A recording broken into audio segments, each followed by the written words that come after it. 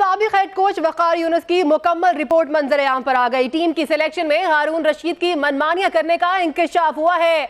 वकार यूनुस की रिपोर्ट के मुताबिक चीफ सिलेक्टर हारून रशीद मुस्तकबिल के विजन से मुकम्मल आरी शख्स है। रिपोर्ट में इंकशाफ किया गया है कि सलमान बट को बतौर ओपनर वापस बुलाने की तजवीज दी तो आफरीदी रुकावट बन गए।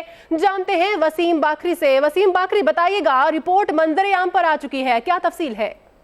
जी, वकार यूनुस की रिपोर्ट का पहला हिस्सा जो मंजर आम पर आया था वो कप्तान शाहिद आफरीदी के मुतालिक था। अब वकार यूनुस की मुकम्मल रिपोर्ट लीक हो गई है। वकार यूनुस जैसे ही पीसीबी से कोचिंग का ओहदा छोड़ने के बाद गए तो उनके पीछे से उनकी पूरी रिपोर्ट को अब जो है वो मंजर आम पर पीसीबी के हुकाम ले आए हैं।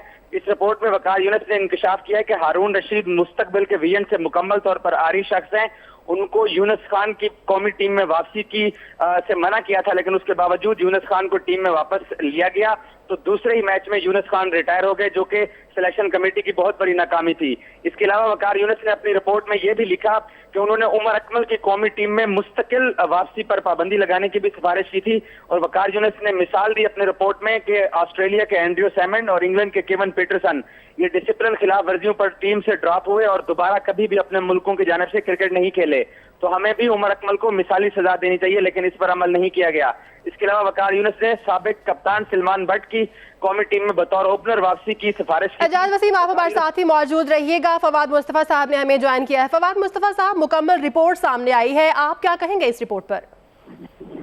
रिपोर्ट और उसके बाद जिस तरह से बात हो रही है, पाकिस्तान हारा है, अब तो ये पैटर्न इन चीफ है, उन्हें डिसीजन लेना है कि अब उन्हें खुद अंदाजा हो जाना चाहिए कि पाकिस्तान क्रिकेट का हाल क्या है।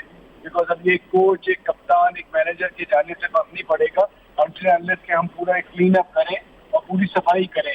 ना सिर्फ चेयरमैन और सेठी साहब और गवर्निंग बोर्ड, बल्कि वो अफराद जो 20-20, 30-30 साल से इदारे को सर्व कर रहे हैं और क्रिकेट को यहाँ तक ले आए। तो अब पूरा शुरू करना पड़ेगा। अब ये सोचना है कि जी 99 का कॉन्स्टिट्यूशन बहाल करके करें या एडॉक लगा के करें, ये करना है। माजिद खान साहब का नाम आ रहा था, एंड माजिद खान एंड आरिफ अब्बासी, वो लोग ऐसे हैं कि जो ये काम कर सकते हैं। उन्हें आप एक आध साल के लिए, बिकॉज उन्होंने सारा टाइम गुजारा भी है, देखा हुआ भी, और बहुत अच्छी उनकी रेपुटेशन रही है। तो उन लोगों को अगर जिम्मेदारी ये की जाए तो मुझे कोई बेहतरीन उम्मीद है, वरना अब इससे खराब ही हालात होंगे, बेहतर नहीं होंगे। अच्छा फवाद मुस्तफा साहब, एक और भी खबर सामने आई है इस रिपोर्ट से कि सलमान बट को बतौर ओपनर वापस बुलाने की तजवीज दी गई थी, लेकिन आफरीदी रुकावट बन गए। इसमें क्या कहेंगे इस पर? देखिए, ये तो मेरे ख्याल से उन्होंने सिफारिश की तो गलत सिफारिश की। बिकॉज अभी ऐसे उन्होंने कोई डोमेस्टिक क्रिकेट नहीं खेली, एक वनडे टूर्नामेंट खेला था और उसमें भी कोई 500 रन उन्होंने किए थे, पर पहले वो सारे मैचेस जाके किए थे, उनमें कोई ऐसी इनिंग नहीं थी, कोई एक्स्ट्रा ऑर्डिनरी इनिंग, ज्यादातर वो अपने रन कर रहे थे। तो इतनी जल्दी तो आप पाकिस्तान टीम में आप यही तो कर रहे हैं कि एक एक सीजन के बाद आप टीम में वापस ले आते हैं। अभी तो 5 साल बाद वापस आए, उन्होंने इतनी क्रिकेट नहीं खेली, एक वनडे टूर्नामेंट के बेसिस पे आप टीम में वापस आए। एक तरफ आप आमिर के अगेंस्ट कि आप खेलते उसे आना नहीं चाहिए। तो ये वकार यूनुस की भी, जहाँ वो क्रिकेट बोर्ड की बात कर रही है, उनका भी गलत मुतालबा था। और आफरीदी और सिलेक्शन कमेटी ने स्टैंड लिया, बड़ा अच्छा स्टैंड लिया। ऐसे थोड़ी वापसी हो जाती, किस बेसिस पे वापसी होगी? सीजन खेले, सीजन में परफॉर्म करें, वापस आए। ये इनकी भी मेरे ख्याल से गलत बात थी कि उसे वापस देंगे। शुक्रिया फवाद मुस्तफा साहब। एजाज वसीम, आपसे बात करना चाहेंगे। वकार यूनुस का ये भी कहना है कि मुखालिफत के बावजूद 39 साल रिफतुल्लाह मोहम्मद को मुंतखब किया गया। मनमानियों के बारे में भी उन्होंने कहा कि हारून रशीद की जानिब से मनमानियां की गई। इस बारे में क्या इत्तलात है? जी, वकार यूनुस ने अपनी रिपोर्ट में रिफतुल्लाह मोहम्मद का जिक्र किया। इंग्लैंड के खिलाफ मुत्तहिदा अरब अमारात में होने वाली सीरीज में उनको सिलेक्ट किया गया था। 3 मैचेस में वो मुकम्मल तौर पर खिलाफ रहे थे।